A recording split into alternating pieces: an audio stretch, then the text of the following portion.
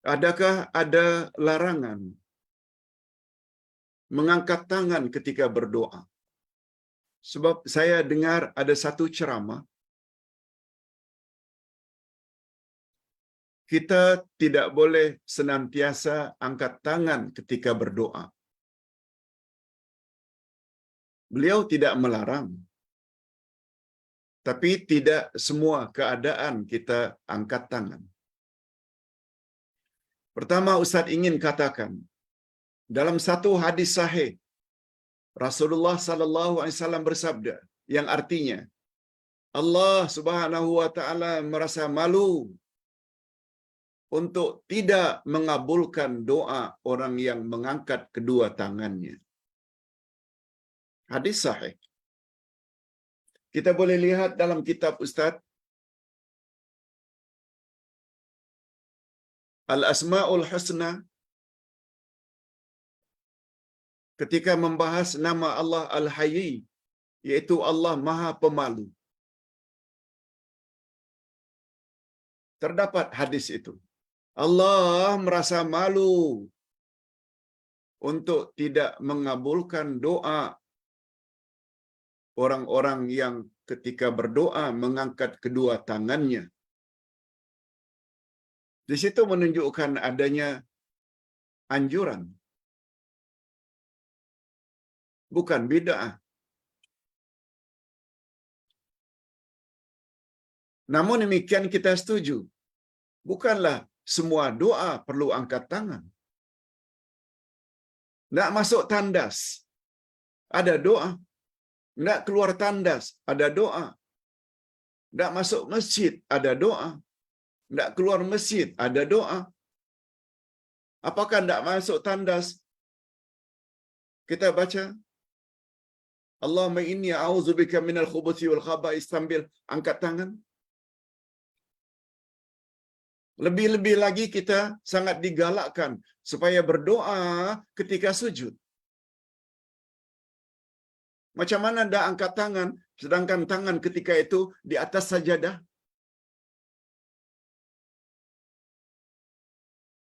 Kata Nabi, tempat yang paling hampir antara kamu dengan Allah adalah dalam sujud. Perbanyakkan doa di dalamnya. Dah jelas doa ketika itu dalam keadaan tidak mengangkat tangan. Yes, kita setuju. Itu saja yang Ustaz dapat sampaikan. Termasuklah doa setelah selesai salat. Doa setelah selesai salat tidak pernah datang dari Nabi secara berjamaah. Doa masing-masing. Doa yang paling disuruh oleh Allah Subhanahu wa taala adalah doa setelah selesai tahiyat akhir sebelum salam. Nanti kita akan jelaskan maknanya. Yang ketiga, bolehkah Ustaz kita minta hajat, bermacam-macam hajat dunia dan akhirat ketika dalam sujud? Kalau dah minta itu kan maknanya doa dalam sujud. Doa selepas tahiyat akhir sebelum salam.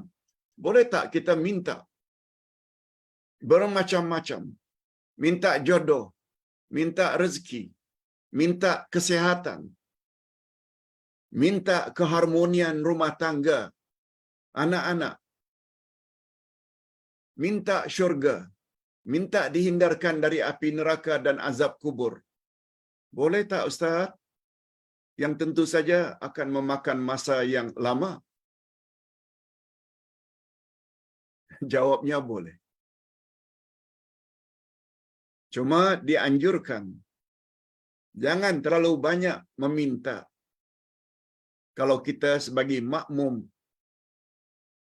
sedang salat berjamaah, imam dah lama mengangkat kepala untuk duduk dari sujud. Malah sujud kali kedua kita tetap dalam sujud. Tak. Dia boleh mengakibatkan tidak dapat fadilat salat berjamaah. Dah lama imam memberi salam, kita terus berdoa sampai 5 minit kemudian baru salam. Boleh mengakibatkan fadilat salat berjamaah kita tak dapat. Sebab kata Nabi, ju'ilal imam liyutamma bi. Imam dijadikan imam untuk diikuti. Kecuali bila kita salat sendirian. Salat sunat sendirian, tidak berapa lama pun silakan. Namun demikian meminta sesuatu yang kita hajatkan, sama ada tentang hal-hal keduniaan atau akhirat, boleh. Sebab Nabi Muhammad sallallahu alaihi wasallam bersabda, apabila kamu selesai membaca tahiyat akhir, is'alu ma syi'tum. Mintalah kepada Allah apa yang kamu mahu. Lalu Imam Asy-Syafi'i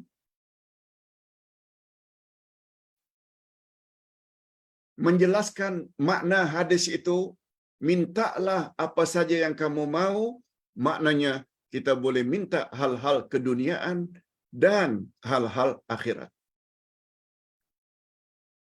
Okey. Pak Ustaz,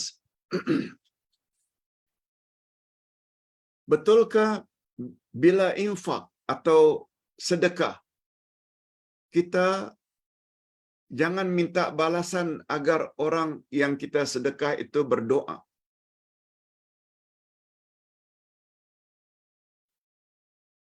Bila kita bersedekah lalu kita minta orang yang menerima sedekah yang kita beri berdoa untuk kita, katanya itu boleh mengakibatkan kita tidak dapat pahala sedekah.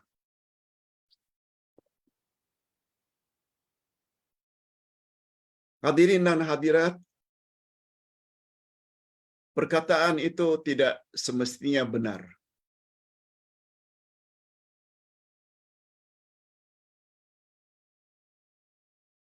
Pencerahan dari Ustaz, Rasulullah sallallahu alaihi wasallam bersabda, "Man lam yashkurin nas lam yashkurillah."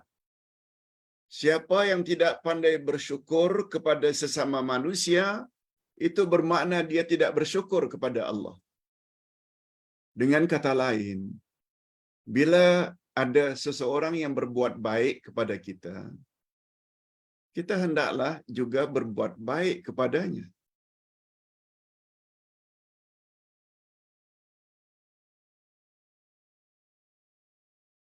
Malah agama sangat galakkan bila seseorang beri kepada kita sesuatu, kita hendaklah ucap jazakallahu khairan.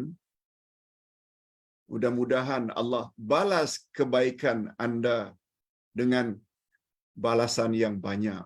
Kan itu doa. Walaupun kita tak minta, sepatutnya kebaikan orang dibalaslah dengan kebaikan.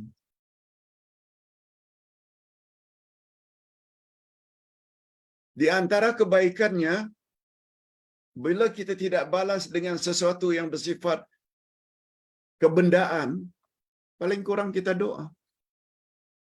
Walaupun orang tersebut tidak minta, tetapi sekedar mengharap, ini bantuan dari saya, tolong doakan ya. Mak saya kurang sehat atau saya sendiri sedang sakit. Tolong doa ya. Bagi Ustaz itu perkara boleh-boleh saja.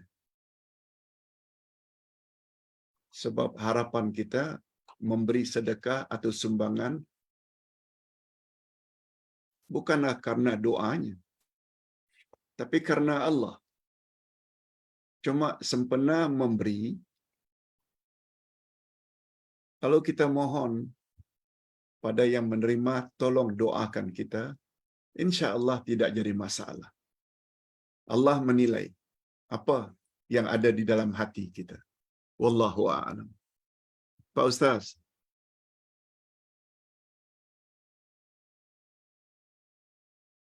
ini seorang anak muda, ayahanda pernah sebut. Dia panggil Ustaz Ayahanda. Ayahanda pernah sebut bahwa syaitan diikat dan dibelenggu di dalam bulan Ramadan.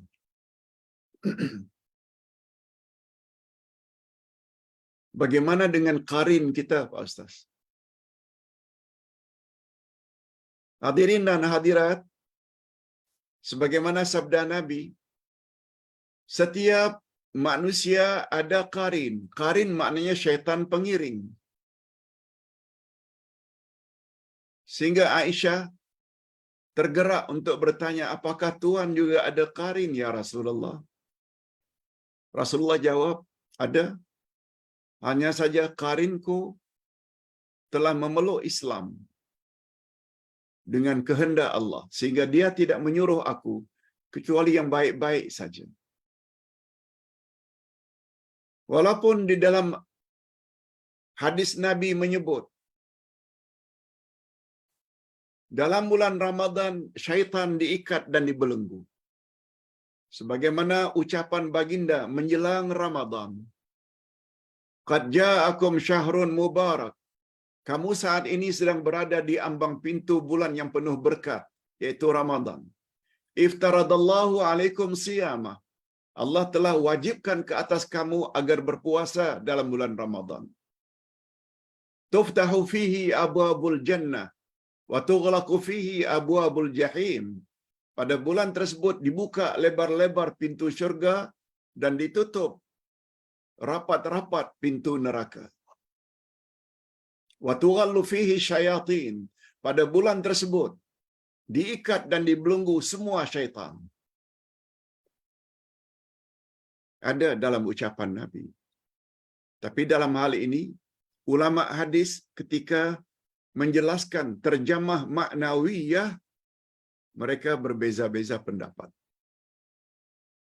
Ada yang mengatakan syaitan memang diikat dengan ikatan yang sebenarnya, sehingga tidak dapat mengganggu manusia untuk berbuat jahat. Ada pula pendapat yang mengatakan itu hanya bahasa kiasan. Bahasa kiasan itu memberi isyarat di dalam bulan Ramadan pengaruh syaitan sangat berkurang. Dengan makna itu. Apalagi ada hadis yang menyebut syaitan menggoda manusia melalui saluran darahnya, majrad dam. Oleh sebab itu, karena manusia sedikit makannya, maka semakin halus saluran darahnya. Bila semakin kecil saluran darahnya, maka semakin berkuranglah kawasan operasi syaitan di dalam tubuh badannya. Oleh sebab itu, di dalam bulan Ramadan biasanya orang yang tak tutup aurat jadi tutup aurat, orang yang tidak salat berjamaah selalu datang salat berjamaah, orang yang tidak ini buat itu, sedekah dan lain-lain. Tidak lagi dedah aurat, tidak lagi berjudi, tidak lagi berzina, tidak lagi, kan maknanya agak terkawal. Ustaz cenderung pada pendapat yang kedua. Khasnya tentang qarin memang tidak akan diikat sebab dia senantiasa bersama manusia walaupun dalam bulan Ramadan. Tapi pengaruhnya sangat berkurang, lebih-lebih lagi jika orang tersebut berpuasa sebagaimana puasa yang dijelaskan oleh Nabi Muhammad sallallahu alaihi wasallam.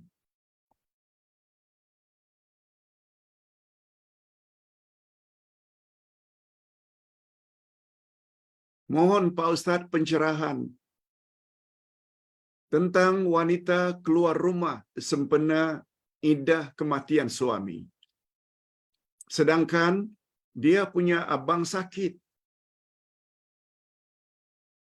Tak bolehkah wanita yang sedang iddah kematian suami tak boleh ke melawat abangnya yang sakit. Semua kita tahu iddah cerai hidup lain. Iddah bila kematian suami lain. Khasnya dalam bab keluar rumah.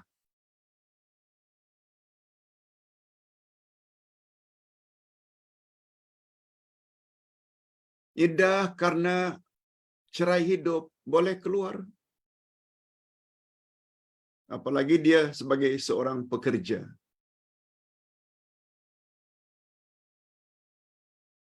Tapi bila iddah karena kematian suami, memang ada ketetapan dalam Al-Quran. 4 bulan 10 hari tidak boleh keluar rumah. Namun demikian, kita perlu tahu ilmu usul. Kaedah-kaedah usul yang antara lain berbunyi ad-darurat tubihul mahzurat. Bila sampai ke peringkat darurat atau emergency, maka yang tidak boleh hukumnya menjadi boleh. Boleh mati bila tak makan. Sudah berhari-hari tak makan karena tak ada makanan. Tiba-tiba jumpa bangkai. Makan bangkai kan itu haram. Tapi untuk kelangsungan hidup, bila tak makan boleh mati, hukumnya boleh makan bangkai. Itu maknanya darurat. Hukum asalnya tak boleh salat dalam keadaan duduk untuk salat fardu. Tapi bila darurat tak boleh berdiri, boleh salat di atas kursi. Darurat. Nah, dalam hal ini, seorang istri yang punya account joint account suami istri. Duit tidak ada kecuali ambil di bank. Dan bank pula mensyaratkan istri mesti datang sendiri. Kalau tidak, bank tak izinkan. Itu namanya darurat. Nah, dalam hal abang yang sakit tadi, lihat keadaan. Kalau sakit-sakit biasa, better, lebih baik telefon saja, WhatsApp saja. Apalagi hari ini ada video call, ada Zoom, boleh nampak. Tetapi apabila tidak ada saudara mara yang lain yang boleh merawat, yang boleh tolong abang yang sakit, kecuali adiknya, cuma dalam iddah, nah itu namanya darurat. Dibolehkan. Cuma ukuran darurat ini dia sangat relatif. Kalau ada orang yang dapat handle, bukan puan, tapi ada orang yang dapat diminta bantuan untuk handle abang yang sakit, lebih baik kita jangan keluar rumah. Kecuali darurat sebagaimana yang Ustaz sebutkan tadi. Dan pertanyaan yang terakhir, ini pertanyaan yang biasa. Macam mana pandangan Ustaz kalau ada seorang Ustaz dalam ceramahnya mengatakan Wahabi itu sesat? Wahabi itu tidak bermazhab. Wahabi selalu dihubung-kaitkan dengan Arab Saudi. Jadi kita yang lulusan Madinah, Mekah, Riyadh selalu dapat fitnah ini. Ustaz ingin jawab singkat saja. Awak tahu tak apa itu Wahabi? Pengasasnya Muhammad bin Abdul Wahhab. Al-Wahhab. Abdul Wahhab. Muhammad bin Abdul Wahhab. Namanya Muhammad, bapaknya Abdul Wahhab. Dia berjuang di zaman permulaan Arab Saudi merdeka untuk membasmi syirik dan khurafat yang berlaku. Zaman itu banyak umat Islam yang minta-minta pada kuburan. Umat Islam banyak buat perkara-perkara bid'ah. Lalu beliau berusaha untuk memurnikan akidah umat. Larang perbuatan itu. Tambahan sana sini dalam beribadat, beliau larang, itu bid'ah.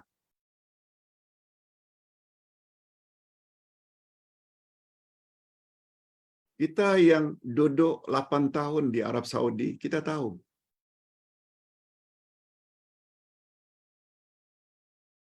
Malah kita dapat mengatakan adalah salah mengatakan Arab Saudi tidak punya mazhab.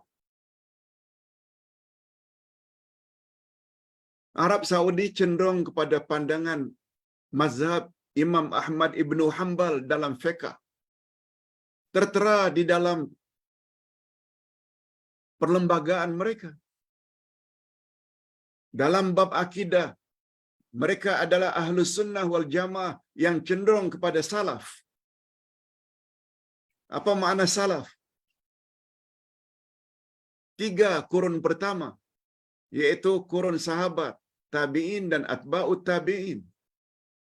Yang Nabi SAW pernah sanjung. Khairul quruni qarni, summal ladzina yalunahum, summal ladzina yalunahum. Hadis sahih riwayat Imam Bukhari. Sebaik-baik kurun adalah kurunku, kata Nabi. Kemudian kurun berikutnya, kemudian kurun berikutnya. Nah, kalaulah akidah mereka, Ahlus Sunnah wal Jamaah, cenderung kepada salaf. Salaf pula mendapat sanjungan dari Nabi. Di mana sesatnya? Tertera itu di dalam perlembagaan Arab Saudi. Yang menuduh sesat itu karena mereka kurang ilmu tentang perlembagaan Arab Saudi. Itu saja yang Ustaz telah jelaskan. Ustaz yang belajar di sana dan banyak mendapat bimbingan dan membaca buku Syekh Muhammad bin Abdul Wahhab yang rujukan utamanya Quran Sunnah. Quran Sunnah. Bagi Ustaz, silakan gelarkan Wahabi. Tak apa. Yang penting kita selamat daripada kesesatan. Sebab syarat untuk terhindar dari kesesatan, kata Nabi, aku tinggalkan 2 pedoman untukmu. Selagi kamu berpegang teguh, kamu tidak akan sesat selama-lamanya, yaitu Quran dan Sunnah. Tapi ingat ya, Muhammad bin Abdul Wahhab tidak maksum. Kekurangannya juga ada. Beliau adalah seorang alim, manusia biasa, bukan maksum. Oleh sebab itu, mana pandangan-pandangan beliau yang kuat, ambil. Mana yang kita rasa tidak kuat, kita tinggalkan. Sikap demikian adalah lebih baik daripada menuduh tanpa asas.